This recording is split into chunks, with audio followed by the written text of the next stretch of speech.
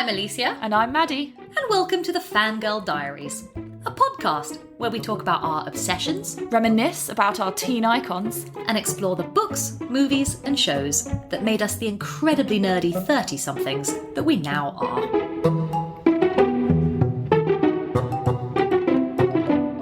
Hey everyone. We want to welcome you to the finale of season 1 of the Fangirl Diaries. That means we've done a lot of episodes now. We have done a lot. We've done a fair few. A load of stuff. Yeah. But we're going to take just a short break while we've got a few things on over Easter and stuff. And no worries, we will be back. But we're going to finish this season of the Fangirl Diaries talking about one of our greatest obsessions of all time. The greatest. And round off our Lord of the Rings series by talking about The Return of the King. Yes! Finally!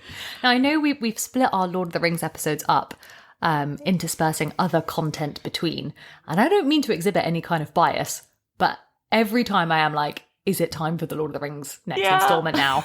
And it is, and we had said we were going to do this as a finale piece. So here it is, to mark end of season 1.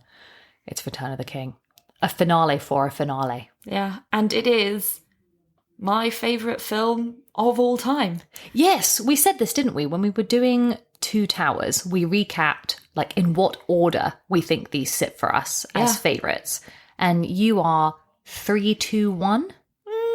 Maybe 3, 1, 2. Not sure. Ooh, and but I like all of them. So, but 3 is definitely my favourite. Nice. Two Towers was mine, but I'm just going to talk about this as if this is just an equal favourite because the amount of enthusiasm we're about to give this is very, very high. Yeah. The importance that this holds for you and I cannot be understated. No. Like, we should say that Maddie is sitting comfortably in an armchair. We have given this recording session the due reverence that it requires because these films matter to us so very, very much. Yeah. So much. They're like a core part, not just of our likes and like obsessions. They're a core part of our identity. Yes. Essentially. It's that true. When we get on at the end of this to talk about like obsession fuel and what this did for us, and we segue into like what Return of the King like launched us into afterwards, because this really closed out the whole Lord of the Rings thing. Nothing could really be done to truly revive it when we get to like the Hobbit films or Rings of Power. No. This is the end of the glory days. This is the peak. This is the peak. The Holy Trinity Peter Jackson originals are really what we hold so dear. So, okay. This is also almost coming up to its 20-year anniversary. Wow. So I think it had it in December, because that was 2023. 2003. That was it. And this was December 2003. So we were 12/13 at that point. It was year 8. Young. We were so young. We were so young, and yet we were so incredibly hyped for this movie. Yeah. But also, like, I certainly had a bit of dread, because not that I thought it would be bad, but just because I genuinely didn't know what I was going to do with my life. Like, because, you know, these films had structured, like, every December, it was another one. And, like, time is slower when you're that age. It probably felt like we had been part of this world for, like, an age. And yeah, it'd only been, like, 2 years. But even still, it felt huge at that age. Everything just feels so much bigger and time feels so much longer. So we felt like we were waiting forever. And that this was, just like an absolutely huge moment, but also the end of something that there wouldn't be any more. So. I didn't know what I was going to do at the end of this, because each year was structured by, like, once these had started coming out, the release of the cinema edition DVD, like the cinema release, then the extended DVD. Release, yeah. The minute the trailer came out for the next one, we all lost our minds. Like, then the CD soundtrack was released or something like that. And then we interspersed the year with like 5 sleepovers to watch it again. And occasionally, like, we'd gain sort of a new follower. And this in the 2000s did not mean like an Instagram follower, like just like a new disciple, new like friend. Another person at school who was into it. Yeah. And we were like, welcome. Welcome. Please do join us at a sleepover for the 9-hour movie fest that is this. But yeah, when it was coming up to close, I was like, what am I supposed to do after this? So there was definitely a little bit of dread going into the cinema, knowing that this was it. It was the last special edition Empire magazine that they were going to do on it. And also that feeling of like, the first two was so good and so incredible. Like, how could the last one possibly, like, not that we thought it was, as you said, not that we thought it would be bad, but like that feeling of like, oh, can it live up to it? Can it finish in the way that we want it to? And yeah, that like anticipation. Yeah, because Two Towers, the bar had been set so incredibly high. Yeah. That film is a masterpiece that I just thought, how is it going to build on that? How are you going to build on Helm's Deep? Actually, I really have a very strong memory of that road between your family house and mine. You're the one going that way, and it had and they put up a huge billboard. Oh, I know exactly where you mean. Yep. This enormous billboard, and it was about a week before Return of the King had come out, and all the reviews had been released. And do you remember the poster that they put up with? It had about 55-star reviews. Yeah, I'm sure. The poster was just covered in 5 stars. And I remember seeing that, driving back and forth to yours, thinking, we're going to be fine. It's going to be fine. Yeah. Okay, so let's recap when we saw it. Did you do the absolutely sort of cinephile experience of sitting in the dark with sandwiches? With my family in a, very dark, quiet art house cinema with soft foods only, so we wouldn't disturb each other or the other cinema goers to sit in for the 3.5 hours or however long it was going to be. With my parents and my brother. What, just out of curiosity, was there no one else in that cinema that did bring like a noisy snack? I mean, if they had, my dad would have like gone over to them and asked them to leave. So no. It's one thing you being conscientious and bringing like soft Tupperware, but it's another thing when someone else comes in. I'm sure it was packed. Because even, those kinds of, this was a film that spanned not just the big blockbuster type audiences, but also people who loved film and who loved filmmaking. So I'm pretty sure it was also a packed cinema. It was just, not the Odeon. So I take no pride in saying that I wore a cloak to this film. And just by this point, I just didn't care anymore. I was like, it's Return of the King. I'm going in a Gandalf cloak. Whatever. It's in public. I don't care. And we all went with, like, the whole family went, and we went to the big cinema in Leicester Square, the one with like 2 tiers. Mm-hmm. We also brought snacks, probably noisy snacks. But I remember thinking, this is the film event. This is the big thing. Yeah. And by this point, it was unavoidable. Like, Fellowship, I think I said just Mum and I went and sort of weren't really clear on what it was going to be like. Second film, I think Mum and my sister came.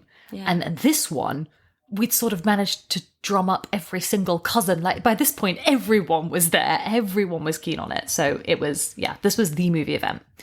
And what we've said we're going to do is, a bit like our Two Towers episode, split the initial discussion into our key character threads. Yeah.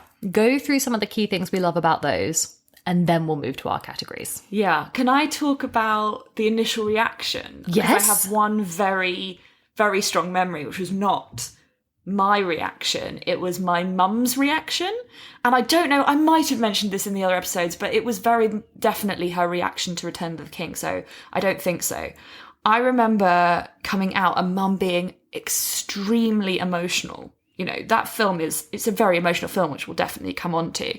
But her just being kind of overwhelmed with the emotion of the whole thing. And I've tried to like get out of her what was going on. And she kind of, broke down and said that she couldn't believe that she was so privileged to be able to see something so incredible, and that so many people had clearly like put so much time and effort and artistic integrity in. She was like just overwhelmed with this feeling of privilege of getting to see that creation that so many people had spent their like lives on. Yeah, because you're right. It's not just sad. It's like you are watching a spectacle of genius at every turn. And we talked about this in the other 2 episodes, that there's not one element of that movie that isn't from costume to editing to sound. I'm going to go on about the sound design a lot this film, where everybody isn't doing their job to the absolute industry pinnacle standard. Like it's so high, the standard across all of this, that you're right. You do come away from that thinking, whoa,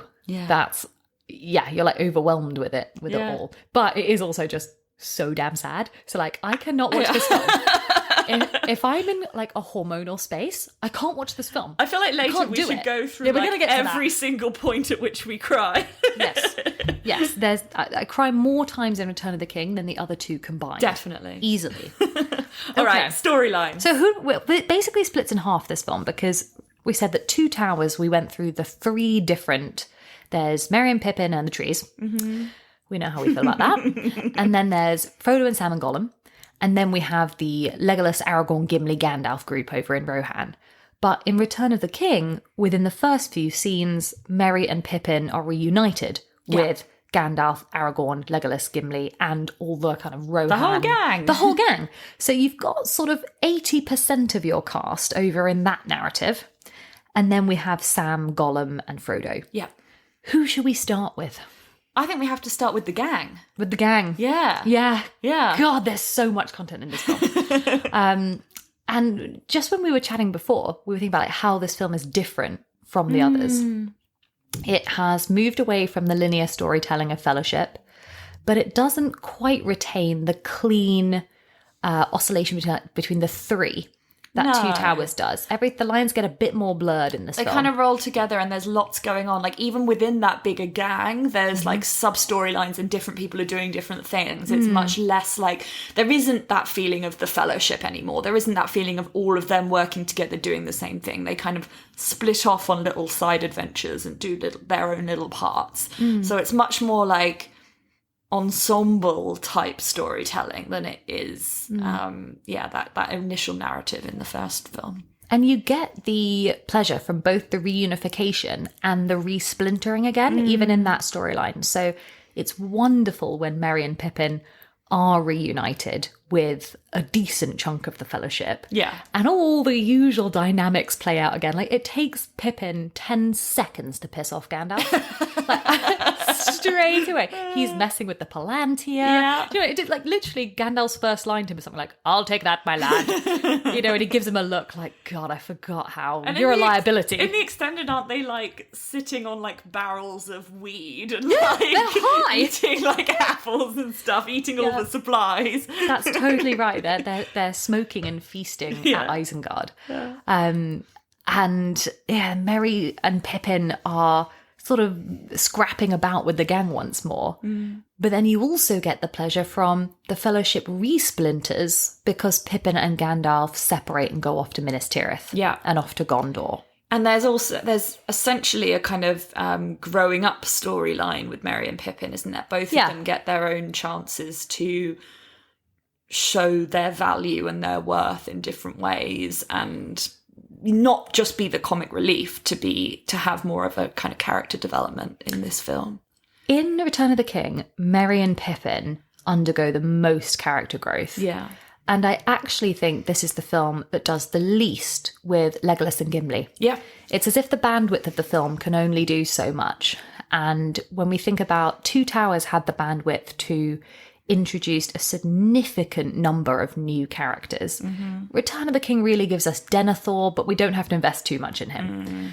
But the bandwidth really goes on characters like Merry and Pippin, who get some really emotional scenes. They also get real action for the first time properly. Merry is in the Battle of Pelennor Fields. And Pippin's storyline about becoming a steward of Gondor is genuinely one of the more moving storylines, I think. And his, like, bravery, the kind of naive hobbit bravery that turns into kind of, like, real bravery. Real bravery. Yeah. That's exactly right. And almost a repairing of the relationship with Gandalf. Because Gandalf had spent pretty much all of Fellowship berating Pippin, right from the very scene with the firework. Yes, in it's true, yeah. Through to Merry knocks that damn skeleton down the mines, in the mines of Moria. And the film does a great job of reminding us when the characters reunite that these two have a bit of friction. but it gives them the space to have some of the best moments, Pippin and Gandalf. In fact, let's just go on a little bit, but let's do Merry and Pippin as them. Let's go with Pippin.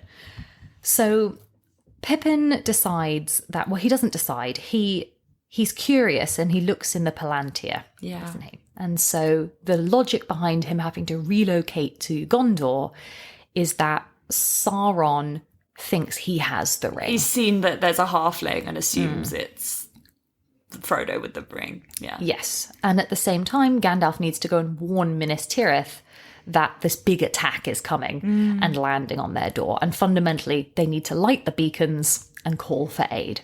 However, who's in charge? Denethor. Oh my god. Who has decided that as steward of Gondor, he has ultimate power. He doesn't want to listen to anyone else. He just wants to do things the way he's been doing them. And is really kind of, driving Gondor to ruin by his, like, stubbornness and his pride in not asking for help, in not accepting the wisdom of others, and in, his sadness about his favourite son's death.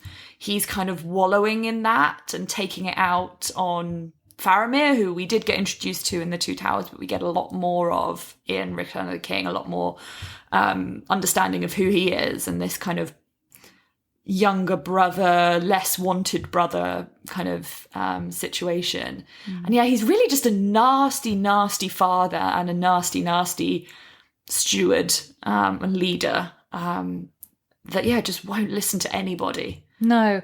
Lord of the Rings does micro-villains so well. Two Towers gave us Grima Wormtongue. And even though Denethor is really only in this for his screen time must be so little, he's so brilliantly introduced, and you start off feeling that he's just either stubborn or grief-stricken, and in the end he's genuinely deranged. Yeah. But for the very small amount of time we get him, he really does land as a proper he's really proper character, a proper blocker, impactful character. Yeah, 100%. And Pippin ends up swearing himself into his service in payment of the debt for Boromir's death. Which is such a lovely callback to the first film, where we remember that Merry and Pippin and Boromir actually had a really great little relationship in the Fellowship. I love it. And that, like, Boromir kind of died to allow them to escape. And he's kind of paying that forward by unfortunately swearing himself to this, like, nasty father. It's one of a sequence of these little acts of heroism that Pippin gets throughout the film. Like, I know Gandalf sort of makes fun of him and says, "Get up!" But when Pippin decides he's going to swear his loyalty to Gondor, it's quite a big thing. Yeah, it's a big deal. Every time I watch it, I'm like, that's a massive... He swears for life. And you know who takes him seriously? It's Faramir. Yeah, he does. And Denethor, actually. Denethor's like, I won't forget it. Like, I will swear you into my service. It's only Gandalf who's like, this is stupid. Yeah. This is obviously stupid. But Pippin manages to light the beacons. He swears fealty to Gondor. And he almost can't believe what he's walked into, because he's terrified by the concept of battle. Do you remember he sort of gets given the ceremonial sword, or he gets given a sword and chainmail, and he says, "Isn't this just a sort of ceremonial position? And you don't expect me to do any fighting." And Gandalf's like, No. You may have been misunderstood. I mean, I feel like I'm going to say the words, "This could be my favourite scene in the film," a lot of times this evening. But me too, go for it. Like, 100%, if we're talking about Denethor and Pippin, the scene where Faramir has been sent off to ride across the plains and Pippin is kept behind and sings to Denethor while he's eating. I mean, the visuals of that scene and the music, like the squishing of those tomatoes is seared into my brain. It's so, like, arresting. It's this, like, clash of, like, what's going on in the fields with these, like, the fighters we just know they're going to be obliterated, that they've been sent with no chance of winning. Pippin knows this and is singing to, like, kind of this song of, like, hope and but also peace, grief. but it's grief. Yeah, it's sad. It's that home is behind. You know, Billy Boyd wrote that song. He's amazing. Himself? He sings it well. Oh, he's a stunning singer. Yeah, he's actually been in lots of musicals. Anyway, but no, if there had to be one scene where I showed like a future alien, why did this film win a million Oscars? It's probably that 20-second clip. It's just, stunning. And the cutting between that, and you're right, Faramir is sacrificed in such... I mean, I know he doesn't die, but it's so grim. It's so sad. And what a way to do character reveal with what kind of man Denethor is. Yeah. And Faramir asks it, he says, you wish now that our places had been exchanged, that Boromir had lived and I had died. And Denethor says, yes, I wish that. Oh, it's so... You're going to make me cry. We can't do these quotes. Sorry, it's just... Oh. It's too much. But the acting from Billy Boyd is great. Yeah. Pippin gives them both a look. Like, he plays that role of the servant who witnesses embarrassing family dynamics from the aristocrats so well. That's such a useful dynamic to play on, that he can't believe this family drama that he's watching and finds it so desperately painful. But back to Pippin's heroism. Yeah. He manages to rescue Faramir. He's the one who chases down Gandalf amid the battle and says, Denethor's gone mad, he's burning Faramir alive. Yeah, and gets Gandalf to understand that this is really important. We've got to go sort this out. We've got to fix this. Yeah, I think Gandalf really, really values Pippin by the time we reach the latter part of this movie, to the extent where there is no question that Merry and Pippin are allowed to stand on the front line. Like, by the time we get to the battle at the Black Gate, those two are in the front squad. Yeah. The two little guys. Not just because they're our main characters. Nope. Not just because they were part of the Fellowship, but because they've, earned They've their spot. earned it. Yeah. That's right. I always forget that because, Pippin is sort of guardian of the Citadel door in Battle of Pelennor Fields, and Merry is continuously refused to be allowed to come and fight. Yeah. It's only because Éowyn takes him. Yeah. But by the end, it's like, no, these two are part of this. Yeah. So really cool. What do you think of Merry in this film? Yeah, he kind of has a parallel storyline going on, as you said. Like he actually wants to fight, right? Yes. Whereas Pippin is like, oh, I accidentally ended up in this situation, and now I'll step up. Whereas, he's decided that he's got this kind of almost angsty feeling of I want to be a part of this, and it's mirrored by the same feeling in Éowyn. Yes. So they both have this feeling of I'm not allowed because I'm either too small or I'm a woman, and they're kind of bonded by that, and so they kind of bring each other along. They make a heroic couplet, don't they? Not in a poetic sense, just. And they use speaking about each other as a way to articulate their own feelings. So I think Éowyn at times says to Aragorn, why should Merry be left behind? Yes. Why can't he fight for those he loves? And she obviously means herself. She means herself. Yeah, exactly. So they're useful. Their dynamic is really useful, and they obviously go into battle together. But the acting as well that Dominic Monaghan has to bring to this is just as much as Billy Boyd for Pippin. He has a bit more anger. He has a bit more fire in him in a way. He does. I always think it starts in Two Towers. When my favourite Merry moment in Two Towers is when he says, but you're part of this world. Yes. Aren't you? And you see Merry sort of step up and say, come on. Yeah. And he doesn't really dial it back from that, which is great. He maintains that. It's almost as if he gave that speech to himself rather than just the trees. But you'd feel deeply this is the first film where Merry and Pippin separate. It's true. For a while.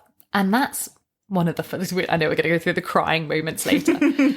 But do you remember when Merry realises that Pippin has to go off to Gondor, and Gandalf sort of swung Pippin up on the horse, and Pippin and Merry are not quite sure if this means that they're going to separate. It's really fast as well. It happens really quickly and they don't really, know what's happening. It's in a real rush, but Dominic Monaghan and Billy Boyd act that. There's 10 seconds of phenomenal acting where they realise they might not see each other again. And I can't bear it. It's so sad. Yeah.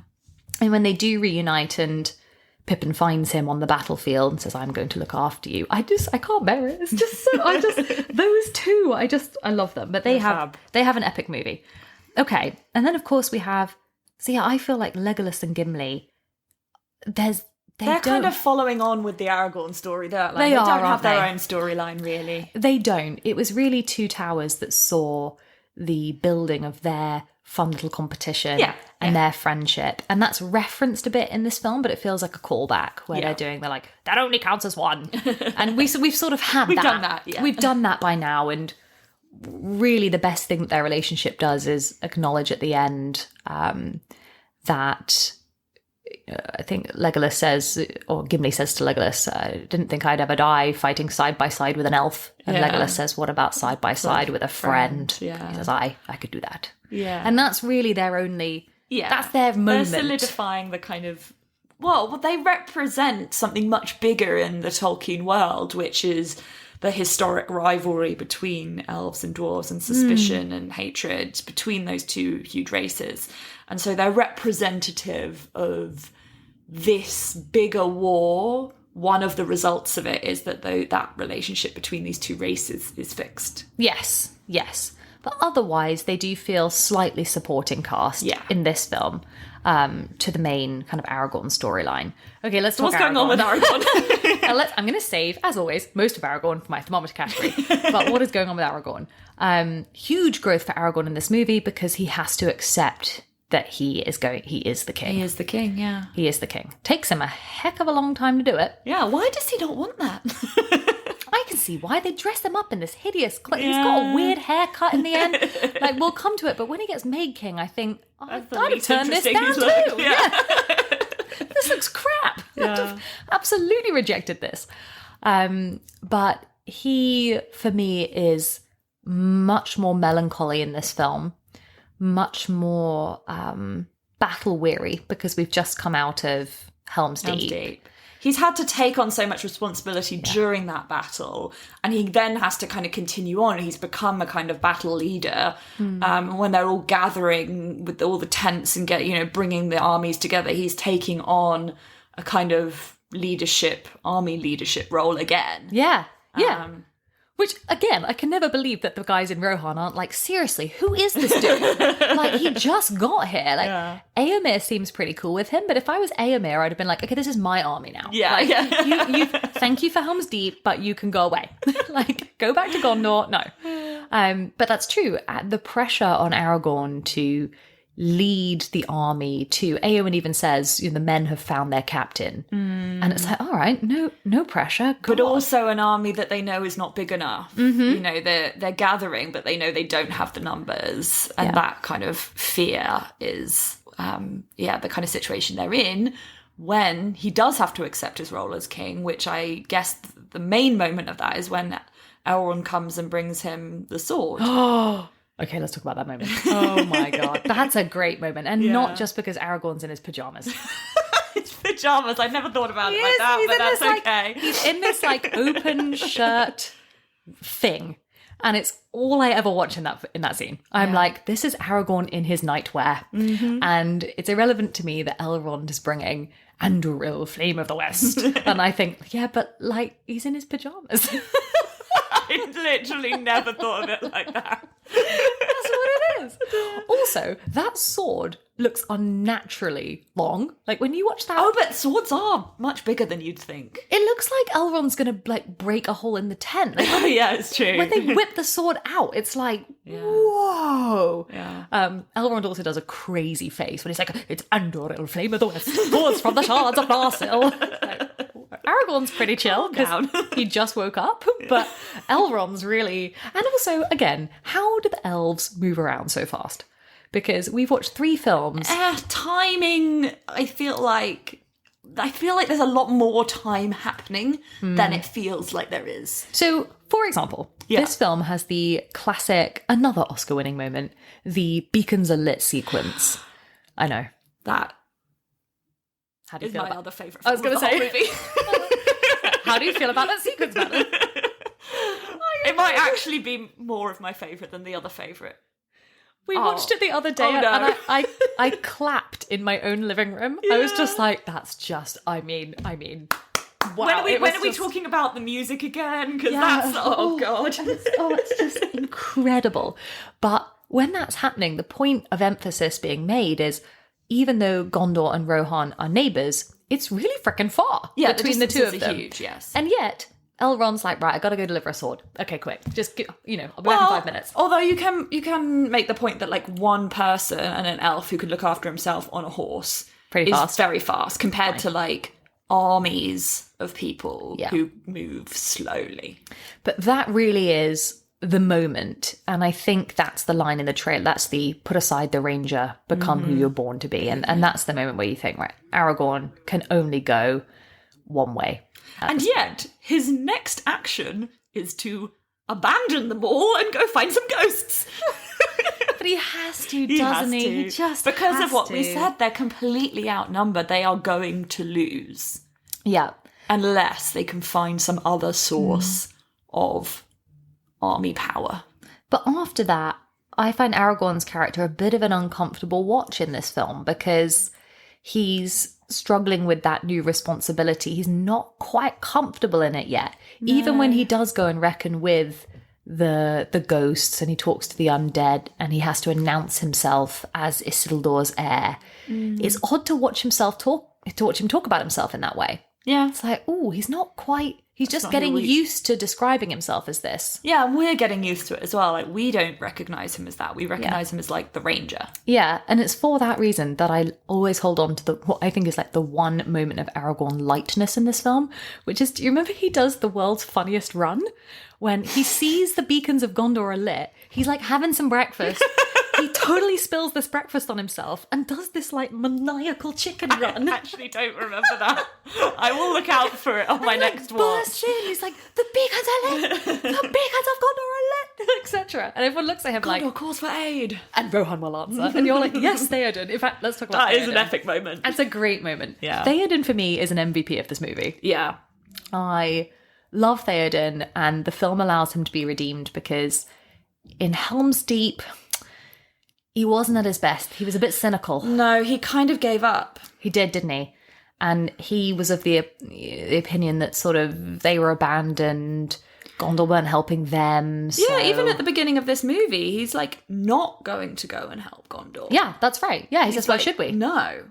But it's what he perceives as actually the humility of Gondor asking for aid that allows him to say yes. And also the responsibility of like, if somebody asks, I will be there and answer. Yes. The fact that Gondor actually didn't ask for aid is, by the by. Yeah. But he's dutiful. He feels that sense of duty when he is called, when the two countries are called to defend each other and defend themselves. Ironic, because at the same time we've been shown a bit of Denethor, and I'm like, I wouldn't come and defend this guy, But Theoden is contrasted against him, and he really steps up in this film. Like when he's bringing together the armies, and he does the speech to the Rohirrim before they charge on Pelennor Fields. Yeah. And he does the ride now, ride for da, everything. He's so good. Yeah. That when he does die, and he almost gives that message to Éowyn that he's dying proud. He's dying. He says he can enter the halls of his forefathers, and he feels justified. Yeah, you think, okay, we all feel that. We all feel that. Yeah, and he needed to have that journey to get there. His relationship with Éowyn is also really nicely done in this film, and sometimes a film like this can feel too gigantic and not have enough like intimate moments. But it manages to be very long, very spectacular, but to still have enough of these scenes of like little familial moments where, do you remember his speech with his I would have you smile again speech with Éowyn? Yeah. And he tells her not to be sad. Yeah. And he realises that she loves Aragorn. Yeah. But it isn't working out for her. Working out for her. So he gives her a little bit of a talk, and you think, that's nice. It could have been so easily cut. It doesn't really add to doesn't move the plot on, but it's so beautiful. But that's what makes it work emotionally, right? Because you can't have the epic battles and war if you don't care about the people that are involved in them. And we have to have those real moments, not just like kind of synthetic moments, manufactured moments. It's like genuine connection that feels real and feels natural. And that's about, individual relationships and how they work. I also said that Theoden was the MVP, but now I'm scared there's 3. Oh no. And I'm going to get to Gandalf in battliness, but also Eowyn. Yeah. She kills the Witch King of Andor. Yeah. She's awesome in this film. I am no man. It's so cool. It's so good. So good. I can't believe Aragorn picks Arwen, but we'll come to that. But she's amazing in this. She gets her moment. She allows Merry to participate, and you see her really in action. Yeah. In a way that justifies Eowyn that we saw in the Two Towers swinging the sword around the hall. Bit more mopey in the second one, but you think, okay, great. This is her in her element. And no, she's superb in this. Yeah. Okay, anything else in the Merry, Pippin, Gandalf, Aragorn, Legolas storyline before we get battliness later? Goodness, maybe, probably, but I think we should carry on and we'll remember what we've forgotten. We'll call back to these things later. So that takes us over to Mopey McMopeyson. Frodo. Yeah, I'm glad we didn't start with these guys. We didn't start with these guys either. Wow, that would have been a real energy shift. Okay, it's the trio that barely move from A to B. Keep barely moving. Keep barely moving. I swear, if you looked at a map, they're like basically already at Mordor by the time this film starts, and they really don't have to go much further. They're at the gate. There's just a lot of climbing. I watched Free Solo yesterday, and I was just like, this is the stairs of Cirith again. This is a lot of the shots of Frodo and Sam on those like stairs are like the shots of the guy hanging off the cliff at Yosemite, and I'm like, it's the same. It's one of those storylines that is actually like one of those frustrating storylines like you can sometimes get in like sitcoms where there's like a miscommunication. Yes. And two people who should be together or be friends aren't because of like some miscommunication or like other person that's like messing stuff up, and if they just like sorted it out they would be fine. I know. And it's just so frustrating. It's so anger inducing that Gollum forms a wedge between Frodo and Sam, doesn't he? And he manages to poison Frodo against Sam. Yeah. Very, very cleverly. And it's just so painful to watch. So painful. So painful to watch when he does the, what's this? Crumbs on his jacket says, I could just punch him. I know. It's awful. And yet you're also like, the seeds of that have already been there the whole time because Sam has already like shown very clearly that he doesn't like Gollum, and like, I don't know, it just all conspires to make that like the moment when Frodo like tells him to go is just absolutely devastating. Oh, where he tells him to go home. Yeah. Because it's like saying like, you should just like abandon this whole thing that we've been doing. Yeah. And I don't need you anymore. For me as well, it's 5 seconds later when Sam finds the crumbled lembas bread at the base of the stairs, and he realises what's going on, and that he's left Frodo with this like crazy very creature. Dangerous person. This very dangerous creature. And on Gollum, this is the film where I have lost all sympathy for Smeagol. And the Gollum character has really lent more into Gollum rather than to Smeagol. Yeah. There's a shift here where you can tell Smeagol's goal is no longer collaborative and is genuinely... Well, I guess he makes that decision at the end of Two Towers, doesn't he? Yeah. When he says, that's it, I'm going to kill them. Yeah. And so we spend this She whole... can do it. Yeah. So we spend this whole film thinking, oh my God, they're in jeopardy the entire time. Oh dear. But otherwise, the Frodo and Sam storyline, I would be lying if I didn't say sometimes it cuts to them and I think, oh no. Because and if you think about the actual sequencing of just that storyline, it's not too long until actually Sam comes back, saves Frodo from Shelob, and like they end up in the orc camps and whatever. Like it doesn't take too long for them to get back reunited. No, it's it doesn't. There's a lot of other stuff going on in the other storylines as well, so it feels longer. That's it. It's you want to sometimes get back to. There's like the Battle of Pelennor Fields going, or you could watch some stair climbing. And yet the thing about Lord of the Rings is that actually the Frodo storyline is the crux of the most important thing that's going on. And I think you do get to that once you get them like at Mount Doom. Yes. That's the point at which you get to holy crap. At that point, I'm desperately into it. Yeah. At that point, their storyline is the whole focus. I'm like, crawl through the goddamn dust faster. Yeah. There's literally times when Frodo's like lying on his back and I'm like, get up! Yeah, Get up, come on! That sequence leading up to Mount Doom is fantastic and is where Sam, who's your favourite, really shows the value of his friendship and loyalty to Frodo, and the whole "I can't carry it for you, Mr. Frodo." Don't say it. I'll literally burst into tears. Okay, I won't say it because I can see Madeline is serious about that. So, and the other one, just the same point when they're like there, and anyway, it's fine.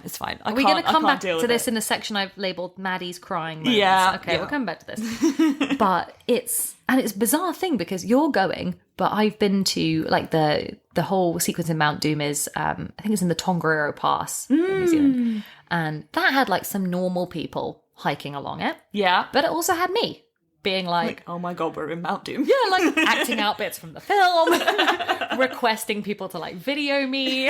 They should really vet who they allow to go onto that trail. Oh my goodness. You're like in the sort of ashy dust bit. Obviously it does look very different, but it's quite, it's an experience, definitely. Okay, so considering that, again, some of our Frodo Sam stuff is just going to slide into our Maddie crying things. Yes. We have also decided that we want to talk through the endings, but this will probably segue into, or maybe we should just start with your crying moments because will become the endings. Well, maybe if I just like if we alternate moments that make us cry and see if we can come up with as many of them as we can. So I've already mentioned home is behind.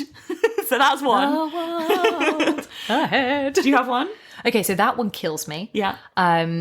And we've mentioned Merry and Pippin separating. Yeah. And they're like, but we'll see each other again soon, won't we, Merry? Yeah. I don't know. And you think, and when they reunite, I'm going to look after you. It's me. Oh no, it's what he says. It's me. Oh, it's Pippin. Then I can't bear that. I've got obviously the Beacons of Gondor. I literally weep for the whole of it, just from the emotion of what we're seeing. Yeah. Like, unbelievable. I tend to cry when the Rohirrim appear over the hill. Like, and the film actually kind of manages to self-reference because it really borrows from the Saviour sequence in Helm's Deep, where Gandalf appears on the ridge with Éomer, and you think, oh, thank God they're saved. Yeah. And at this point in the Battle of Pelennor Fields, Gondor is basically on its knees.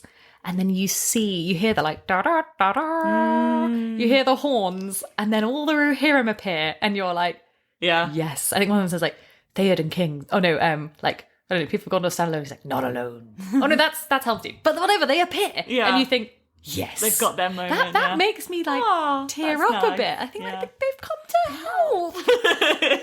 Yay. Then I've got everything with Sam at the end. So yeah, I Can Carry You that is one of the biggest moments where I just start shaking. But I'd also put in with that the whole all the lines about like the taste of strawberries and stuff when they're remembering back to the Shire.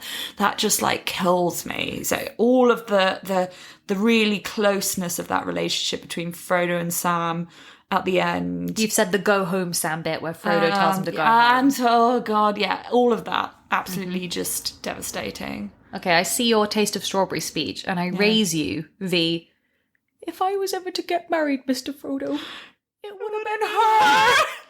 It would have been her! Oh, God. You're doing it again! Sorry! Oh, God, I can't bear it. That is bad. But Frodo says to him, like, I'm glad you're here with me, Sam. Oh, God. We're literally just going to set ourselves off. I can't. But all of this pales into comparison with the endings. With the ending. Oh my God, the endings. The moment where Aragorn says to the hobbits at the end when they're celebrating their victory and says to them, you bow to no one. Oh, and everyone I can't kneels. even say it without literally bursting into tears. Oh my God. It is overwhelming because we've come like full circle from the beginning of Fellowship, where they were just these like playful hobbits in the Shire, to the point where like the whole of mankind like owes these 4 people their like eternal gratitude, and these kings and elves all bow down to them completely rightfully, and it's just it's overwhelming. It's also the first time all the hobbits have had a shower in 3 movies. Every time I watch it, I'm like, they look so clean. Yeah. But everyone makes fun of the multiple endings of this film, but I'm here for every single one. I counted them once. I remember deciding that I think it was actually when we watched it at a sleepover one time. Oh yeah, we will have done this. And I was like, I will count every moment at which the film like could in theory end. Like And a it kind of does. a little blackout and a little like close. It messes with you. It really fades to black a bunch I think of it was times. 21. Oh my God. But I'm with you. Like a lot of people are like, ugh, boy, this film like never ends. I'm like, no. But if you then look at each of those moments, you couldn't miss out a single one of them. Everyone is valuable. So we have, they get collected by the eagles. Well, it ends with them in the, Madeline's like for real crying. I know. Seriously. This is so upsetting. And the eagles carry them away. And then we have the lovely, almost dreamlike sequence of all the it could be quite cheesy, but for some reason I love it when each member of the Fellowship comes into the bedroom. To the bedroom. Frodo's been recovering and he's just woken up, and they reunite, and it's kind of ethereal, isn't it? It's like white. I think that I wonder whether directorially Peter Jackson thought like they need to have this moment where it can't be that they're all reunited on the big grand stage where Aragorn's being crowned, because it feels too impersonal and it's in front of a crowd. So they create this like lovely intimate sequence of just the Fellowship all together in that one room. Yeah. That's lovely. And again, you think, okay, maybe that's the end, because it ends with Sam walking in and Frodo looks at him like, they understand. Quiet acknowledgement. They understand. Yeah, then we have the you bow to no one bit, and it zooms out from Minas Tirith. And again, you think, that's the end. But no, it does really go on for quite a while in the Shire. And Frodo's like writing the story down, continuing Bilbo's story by telling the whole tale. Yeah. Sam marries Rosie. Yeah. Pretty and cool. And he passes on the book to Sam. Right, well, so now we're getting back to the crime moments. Okay. So, but you're right, there's even more stuff after that. Then, Frodo and Bilbo go off to the west and they go on the boat. There's all of that, and Sam comes back. And finally we get our ending, which is back in the Shire, and it's Sam who's able to carry on and have the happy life that is deserved, and Frodo is unable to. He was never able to get over the pain of what happened physically and mentally and emotionally, and that's why he's taken to kind of rest in the West.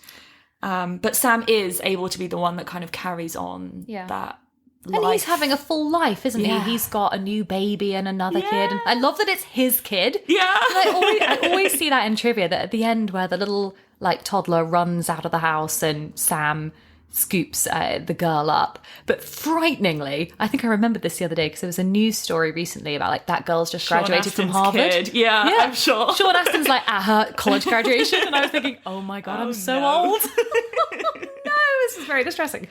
But from the minute they get to that harbour, I'm inconsolable. Yeah. Because I can't take it. It's layer upon layer of upset. It's from when Gandalf says goodbye and Merry and Pippin start crying, and I start crying because I can't bear that Gandalf leaves them, and he's been with them from Fellowship. Yeah.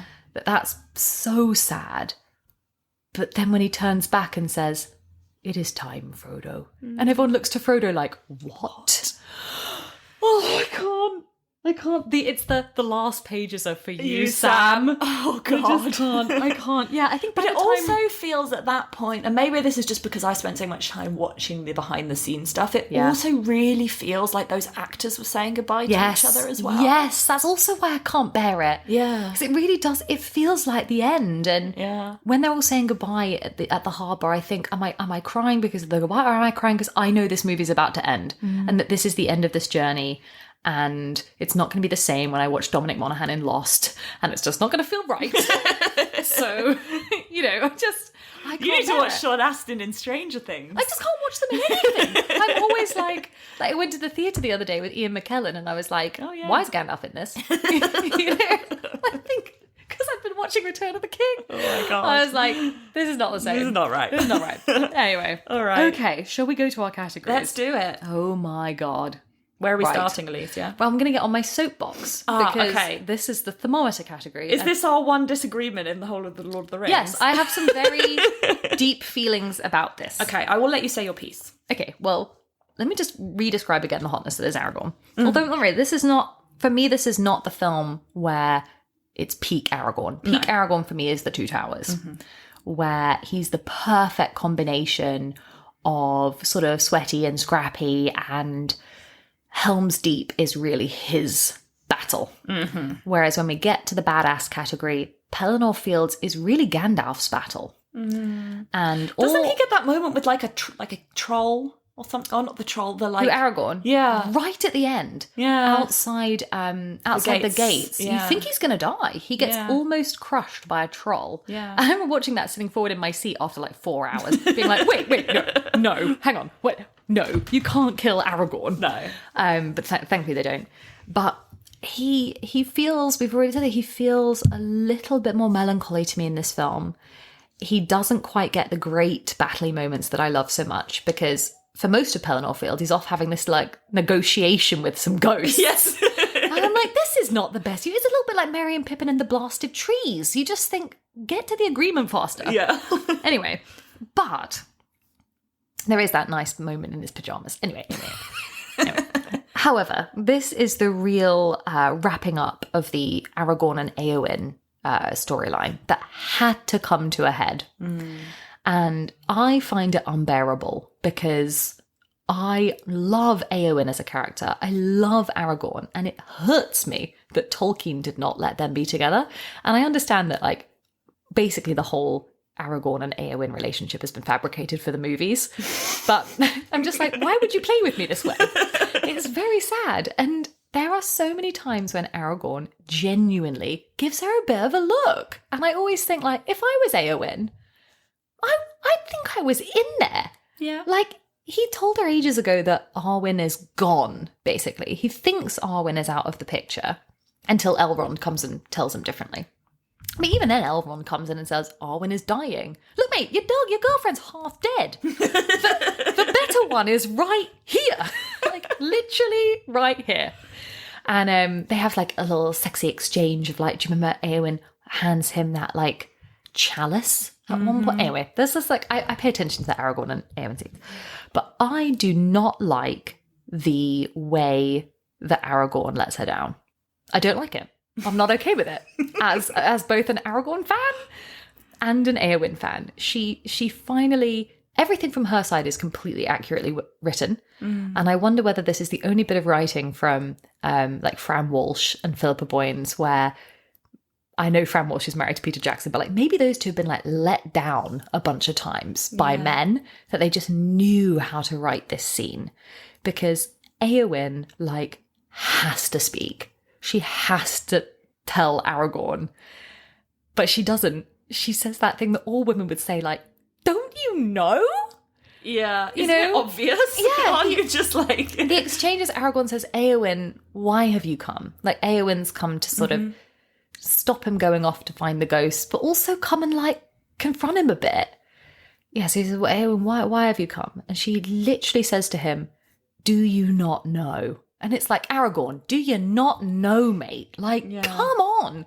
A turnip would know. Like, how do you not know? It's embarrassing for you that you don't acknowledge her feelings a bit more. Yeah. And I don't think he gives her enough acknowledgement. he brushes her off a bit and sort of says, oh, it's just a shadow on a thorn that you love, and I cannot give you what you seek. And then he basically heads off. Yeah. And I think, could you not acknowledge a bit more that, like, you know, that her flattering that you real. feel this way, and that your feelings are real, and I admire and you not greatly. Like imagined, as you said. No. I don't think that she's not imagining what's going on. No, she's not imagining it, and everyone around her isn't imagining it either. Like, Theoden thinks that they are getting on, basically. Yeah. You know, Theoden takes her aside and says, I'm happy for you. He's a noble man, or something like that. Like, everyone else thinks, obviously this is the pairing. They're the obvious match. They're the obvious match. And so if I was Eowyn, and it's brilliantly acted, like, Miranda Otto looks like the most boulder-stricken. She looks like someone has hit her on the head with a saucepan. Her eyes, like, tear up immediately. It's I can't watch it. It's so upsetting. And until we get the extended edition, I don't feel enough reparation is made by parceling off Faramir to Eowyn. I'm like, I don't buy it. Yeah. I don't care. It's so interesting, because I guess I never looked at that relationship in the same way as you. And I think it's probably because of having read the books. And therefore, I just always in my head had, like, solidified that Aragorn and Arwen are, like, this, like, fated pair, like, written in the heavens almost, that, like, are destined to be. And therefore, if you see it in that way, which I think probably Aragorn almost does, then it's just like, yeah, she is just a human who has got the wrong end of the stick. Who, Eowyn? Eowyn. And maybe this is why I can't get on board so much with the Arwen and Aragorn storyline, because it does feel a little bit not of this world. It is, yeah, exactly. And a little bit more. But it feels to me, you know, the reason you and I just did not make a human connection with Rings of Power. Oh, yeah. We couldn't get on board with any of that. I always feel that way a little bit with Arwen. And even in Return of the King, her only appearances are boring ones. She's just like walking along on her horse, and then she's wearing a nice cloak, and she sees a vision, and she's always moving very slowly. And I think, like, come on! She's an elf, you know? I know, but her best moment for me is Fellowship of the Ring, where she rides away from the ring wraiths.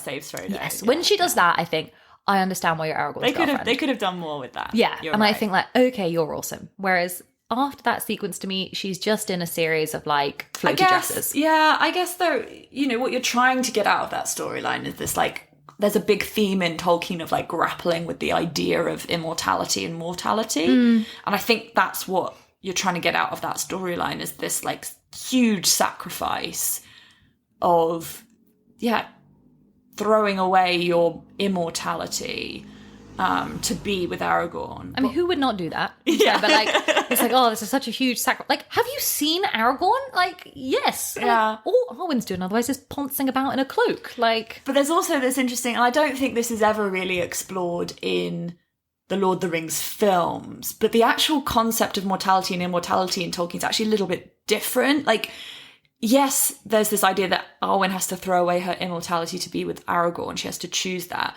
But actually, the idea of mortality is described as a gift to humans, that they get to live a full life and then it ends and it closes, and that's the gift, is that you have this, like, start, middle and end and structure to your life, and that the gift of, you know, you can properly live a life if you know that it's going to end. Yeah. Whereas elves don't have the gift of mortality. It's actually the other way around. That's why I find them less interesting. Yeah, because they're kind of living this, like, endless weird existence. Yeah, this weird dream sequence. They're not really living a full life. And I find that very interesting. Whereas for me, I can't square Aragorn's commitment to bravery. You know, he's got a bit of recklessness. He's cool. And you've got Eowyn there dressing up as a man, like, going to battle. And I'm just thinking, this is the obvious choice. Anyway, she kills the Witch King, whatever. But she is awesome. She is awesome. But I need to close out the Aragorn Arwen storyline with the final sequence of his becoming king. Yeah. And then the introduction as almost like a surprise wedding. Yeah. Can you imagine? I was watching that the other day thinking, Aragorn doesn't realise that, like, he's at his own wedding. Is it a wedding, or are they just reunited? She looks pretty bridal to me. Yeah, that's true. I feel like behind her are like some bridesmaids. Yeah. Elrond like gives her away. Yeah. It's as if Aragorn's like walked into his own wedding and he didn't realise, but he seems fine with it. Yeah, it's all good. But as a long-time desperate lover of Aragorn, I hate the coronation sequence. I hate everything about it. He has suddenly aged 10 years. Yeah, it's true. Why is his hair grey? I don't understand. Who was in charge on set that day? Why does he look awful? He is wearing the worst outfit I've ever seen him in that doesn't fit him at all. The crown's horrible. He's just taking on a new role, you know? It's bad. It's like at least make him look cool as the king. And he looks so desperately sad and melancholy. And he sings that god-awful song. And I just want it to end. I'm just like, this is not the Aragorn that I know and love. But yeah, I think he saves it, you know, with his own speech at the end and the talking to the hobbits and things. I think he kind of takes it. He takes it at the end. Well, the change point for me, which is the recovery moment of where I think, okay, Arwen can stay, is that when he's so melancholy because he's the king, you do realise how he's just so desperately lonely. It's such a sad, lonely, responsible position. And he really looks that way. But then when Arwen appears, it all changes. He looks so happy. He looks so happy. No, he looks like he can't believe it. Yeah. And then it's the bit like, and he grabs her. Yeah. It's brilliant. In front of everybody. Yeah. And I'm like, okay, fine. Yeah. All right, okay. Arwen can stay. Arwen's fine. And it's the first time you see her actually like laugh. She laughs and he sort of swings her around. And it's after that he warms up and he said that's when he does the "my friends, you bow to no one" That's speech. when it kind of the movie switches into more like the joy of a happy ending. Yes, it does. And you need that because otherwise I start that sequence watching Aragorn get crowned thinking, this is so sad. I don't like this ending. Like, I want to go back to where Aragorn was just a ranger. That it takes Arwen coming in for me to think, okay, fine. There you go. She's not all bad. She's not all bad. I would have picked a better dress, but whatever. Okay. Oh my God, this is going to be such a great category. How badass is Return of the King? Like, the most badass! Did we say that last time? I'm sure we said that 100% last time, but it's at the top ultimate badass of all time. It's badassness. Like the most badassness thing ever. Although, interestingly, and I think we talked about this, like, the pacing of it is so different to Two Towers, where we're building up to Helm's Deep, which we talked about, like, in so much detail in the badass category in Two Towers. Whereas this has like several different battles and you're always looking in different places and you're kind of following the sequence and like it's kind of badass in a different way. There's not one big peak moment. It's kind of... There's loads. Just loads and it's relentless and it builds and that like feeling of just like from one moment to the next moment to the next one. Like you think we've just like, you know, won a big battle and then we need to move on to the next one. And it's like, oh my goodness. But each one is well defined. Like we should talk about Battle of Pelennor Fields in detail. Yeah. But you're right, you've got your micro moments of Sam versus Shelob. Yeah. That's a fight scene. You get the battle where Osgiliath is lost. Oh, yeah. Then the horrible sequence to retake it with the song that you were talking about. And then at the end, we get the battle at the Black Gate. And the explosion of the mountain. Yes. And everything. But these are the big showdown is Battle of Pelennor Fields. Yeah, that's totally right. But Peter Jackson manages to make it so that not one of those micro sequences isn't iconic. Like even the bit, everyone forgets the battle for Osgiliath. But it's terrifyingly done in the smoke and mist. This is the most geeky moment where I get excited about sound editing. But you know how we always talk about the creatures are so well done? Yeah. And one of the like orcs is sort of ferreting around in Osgiliath. Exactly and it makes this sound like a velociraptor in like Jurassic Park. It goes like... and every time I watch that, I'm like, brilliant. Yeah. Brilliant. And it's the arrows through the mist. Oh, yeah. And so it ends with the Nazgul sitting on top of it like a fat cat. Yeah.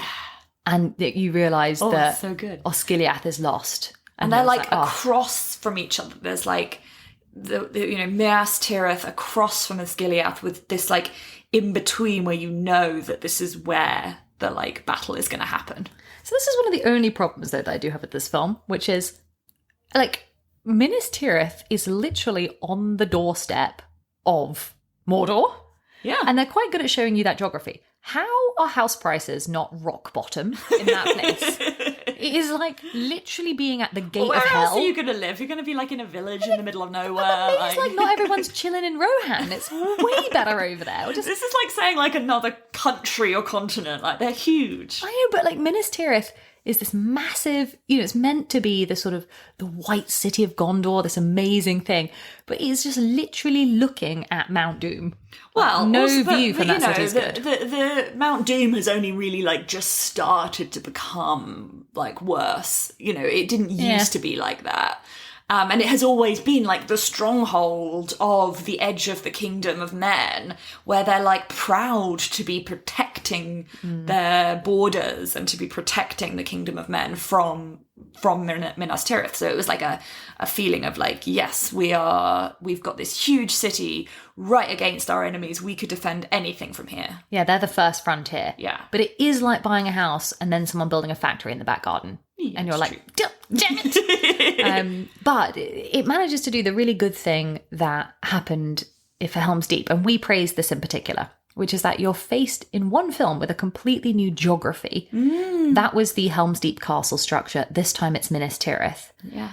And the cinematography and everything about it lets the viewer understand with total, like, you're so keyed into how many levels it has, who's standing where the trebuchets are, where you completely get who's where in that battle. Like I think partly because it's so visually iconic, like the shape of the city, like, and that's brought out with like, they built these like huge miniatures of the whole place. So you could really like see it in all the shots. Like it's so well structured, well put together. And it means that, as you said, like when Gandalf is facing off against the Witch King, or like he's on this level, and that's when they have to like fight their way up, and like when Denethor like runs out across on fire across the top, like we know exactly what's going to happen because we know that this like outcrop goes out across the whole of the city, so like we're primed for it because we understand the structure of this place. But it's amazing. It doesn't come from, for me, it's not something on multiple rewatches. I remember the first time I watched that thinking, I totally get this. Yeah. I totally understand who is where.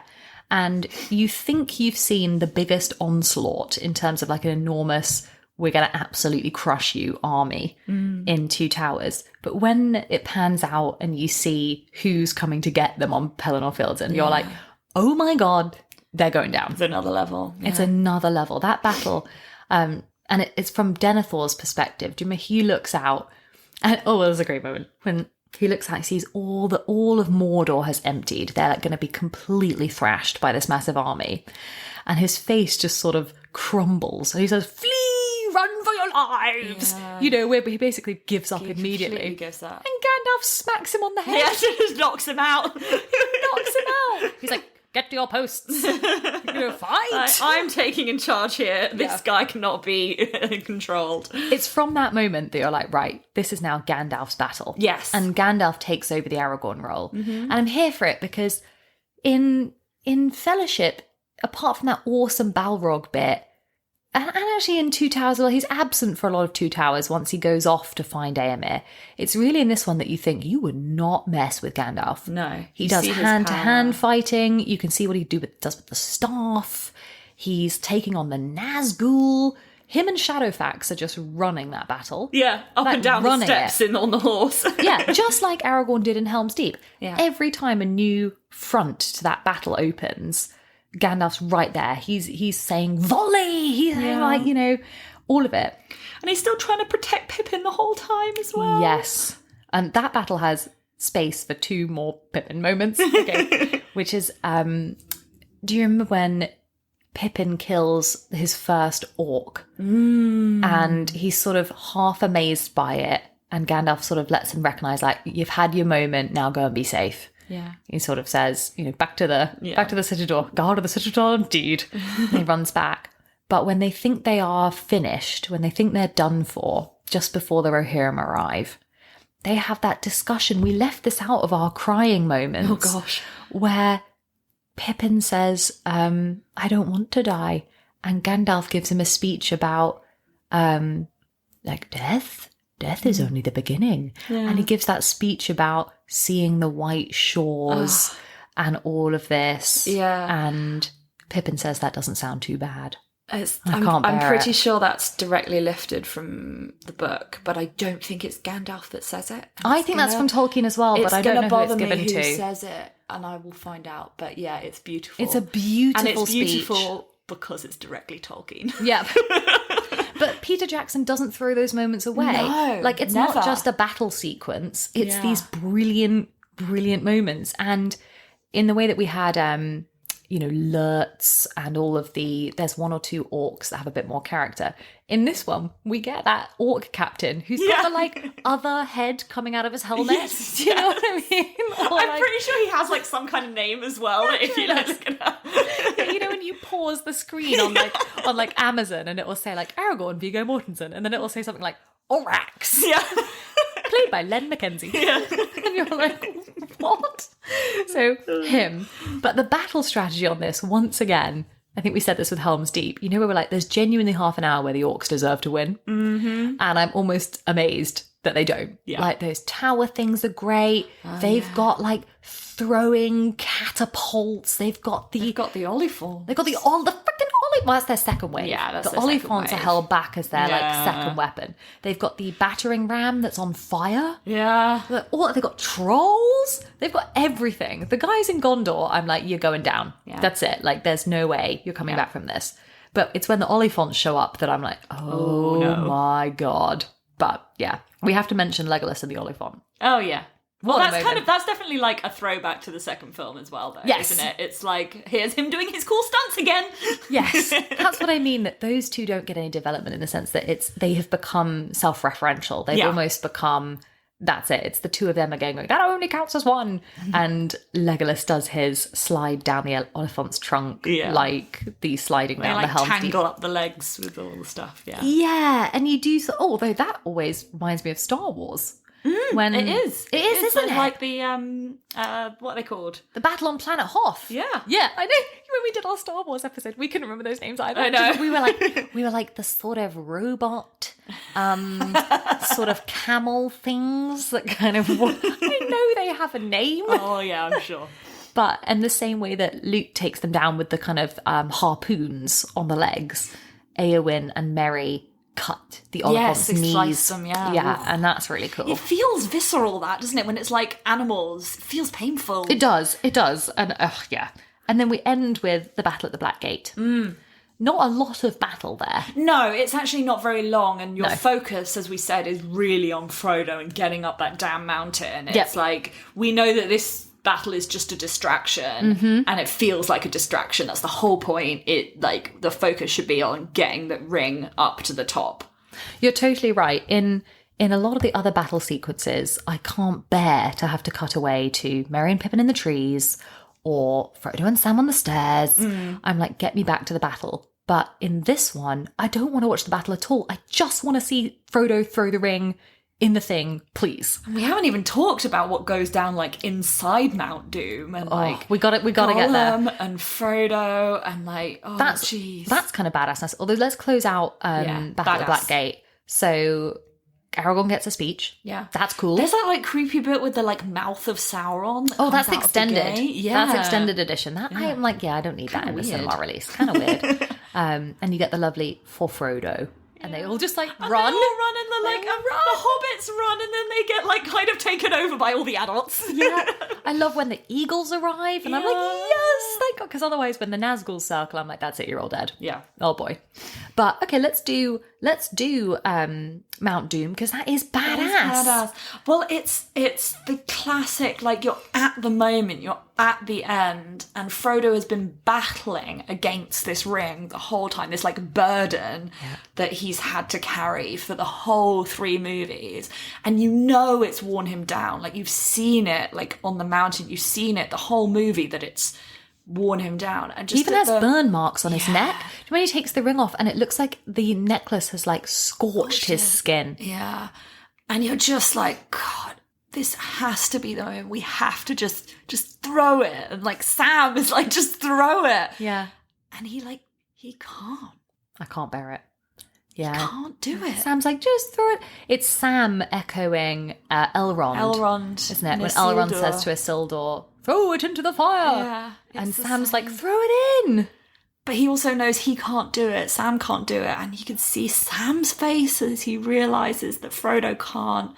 And this is why the character of Gollum is so fascinating, because in that moment, all could have been lost. Like, the whole story could have been lost.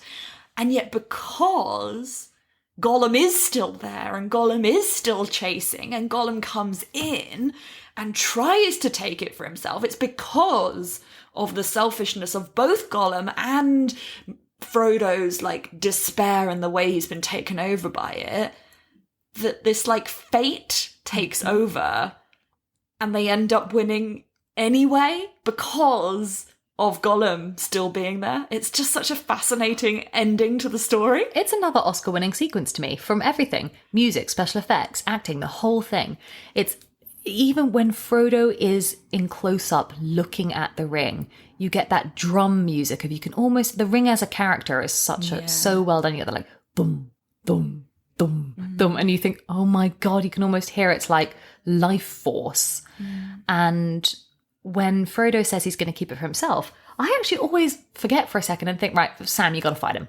Come on, you've just got to fight him, and that's what you're going to have to do. But then when he puts it on and you think, oh my God, he can become invisible. Yeah. That's when I think it's over. It's over. That this is a disaster. So it does take Gollum to come in and bite it off of him.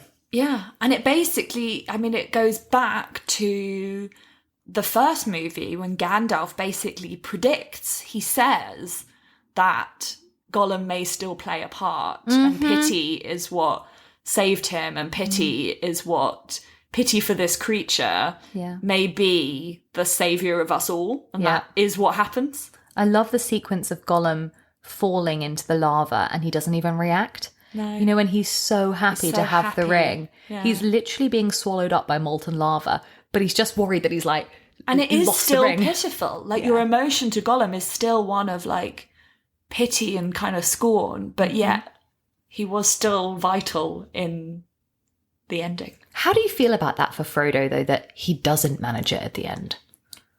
I think it's inevitable. I can't really sit with it for too long, because it almost gets immediately forgotten in the whole you bow to no one and everyone treats Frodo like this great hero. And he is, to have got that far and to have resisted the ring for that long, I'm going to put it at 90% heroism. But I can't let go of the fact he doesn't do it in the end. But I think the point is that it couldn't be done. There is no one who could have done it. There is nobody who would throw it in that circumstance. No. There is literally, maybe Tom Bombadil, but let's not go there. And Gollum falls in. He doesn't throw it in. Yeah. Exactly. So the only way to get to the end is by fate or maybe divine intervention. That is the only way. This is getting deep. Wow. Yeah. So maybe do we have to put Gollum as our MVP? No. I'm still going to rank Gandalf, Theoden and Eowyn higher in this. But anyway. Yeah. Okay. So, oh my gosh, we're on obsession fuel. I feel like the whole of this episode has demonstrated the level of obsession fuel. We have now talked for an hour and 17 minutes. We've probably talked... How many hours do you think we've talked about this for in our lives, you and I? Oh, I don't know. Probably months of our life. They, when they total up all those awful stats about this is how long you've spent sitting on the loo in your life or something. And it's something horrible 5 months. Yeah. It'll be the number of times that you and I talk about Lord of the Rings, or the hours we have spent talking about this with each other over the years must be so. It must be my most talked about film with you. Yeah. Or this whole thing. Of course. And it was everything to us. I couldn't get enough of this. So my mum has reminded me on every episode of this that I have to mention, and it deserves a mention, that this took over my life in so many ways that I wanted to make the Arwen dress. Yeah, now, I remember. This sounds hypocritical. Well, Mum did. Okay. this sounds hypocritical because I have routinely bashed Arwen, but she has the best outfits. And I don't know what we were doing for school. Maybe it was like book week or something, National Book Day or something. And I thought, I just have to have that dress. Which dress was it? It's the one, okay, niche reference. It's actually a dream sequence. It's when Elrond illuminates to Arwen the sequence of the fact that Aragorn is going to die. She's going to outlive him. Yeah. And she is it's actually her funeral garb. So, but she's standing at his tomb. Her dress is blowing in the wind, and it's a sort of dark blue velvet with a sash and with long sleeves. It looks very Tudor. In fact, what Mum and I did was like repurpose the sort of Tudor patterning. Anyway, Mum absolutely slaved away over making this dress, and it's my most worn like dress up outfit of all time. Costume, like any time at university. Like this came, my God, this came with me to university. Did you actually wear it to like university dress multiple up times? There is a photo of me and you, and I'm wearing it. You've come to like a Hilda's Bop. Oh my God, and I don't remember this. Yep, I've got the picture. I need to see it. You're in some kind of dress up outfit too, and I'm in the frickin' Arwen dress again. And it just got reused and reused and reused. And I just thought, I don't care. Like, this is who I am. If people just want to come to these things dressed as like a Pokemon, that's on them. But I'm here as Arwen and Domniel. I was desperately trying to find my Even Star necklace to bring to this today, and I couldn't find it, and it was very stressful. Have you found it? Like, I only looked for like 10 minutes before I left, and I couldn't find it. That is very stressful. You have to find that when you go home. But that brings us to like the amount of like, okay, I was just going to say the amount of merch. I've just looked to my left, and Madden's brought a Lord of the Rings themed tote bag. Oh yeah, but that's from the Lord of the Rings musical. It's the same thing. It's all one thing. It's all one thing. But the amount of like merch, accessories of you and I then went with Claire and Sophie to the Lord of the Rings filmmaking exhibition that was on in London. I remember that being amazing. You're going to New Zealand. I hope in New Zealand. Like, we've dragged multiple people with us to this kind of stuff. I was recently at the British Library. They've got an exhibition on about fantasy. Oh, the and fantasy there's like one? some good Lord of the Rings stuff in there. I remember going to a Tolkien exhibit also in I think it was in the Bodleian in Oxford, and they had like all of the original drawings that Tolkien did of all the maps and all the timelines where he wrote like what every character was doing on every single day, all like written out. Like, oh, so good. I could just eat that stuff up. I do not tire of it unless it's done badly. Sure. Because I can't sort of deal with kind of versions of it that are subpar. Because we managed to get 3 magnificent masterpieces, I can't really deal with the Hobbit films. No. Especially not the cataclysmic decision to make them 3 instead of 1. It's just like a disaster. Been a very nice one movie. Just one movie. Just give us one movie. It's one children's book. Just make it one movie. That upset me. And then Rings of Power, total train wreck. It was just bad. So to my mind, the Lord of the Rings means the original mid-2000s or early 2000s. Yeah, you just have to like separate trilogy. them in your mind as separate things. Yes. Yeah, 100%. And not treat them in the same way. Totally. And this culminated in the Oscars. Yeah! Finally, they were vindicated. Finally. I like stayed up, and we talked about this on the Pirates of the Caribbean episode. This was like one of the best Oscars ever because Johnny Depp was there, nominated for Jack Sparrow. So it was like who we had just recently fallen in love with. So my brain couldn't cope that like Johnny Depp and Aragorn were at the Oscars. I was like, I can't. This is too much. This is way, way, way too much. And literally every award, they were like, Lord of the Rings, Return of the King. Lord of the Rings, Lord of the Rings. Lord of the Rings, Lord of the Rings, Lord of the Rings, Lord of the Rings. But that's the thing, like that whole, I think people kind of say, oh, why Return of the King? Like, was that better than the other movies? And I'm like, okay, it's my favourite, but I don't necessarily think that, like, in terms of filmmaking, Return of the King was better than any of the other two. I think it was just the industry, like, recognising the feat that was making all 3 of the movies and like recognizing that achievement and it culminating in like, what was it, like 12 Oscars? I think it and Titanic are like the record holders of, basically wins everything apart from the acting categories. Yeah. And it has like Annie Lennox performs Into the West, and it's just amazing.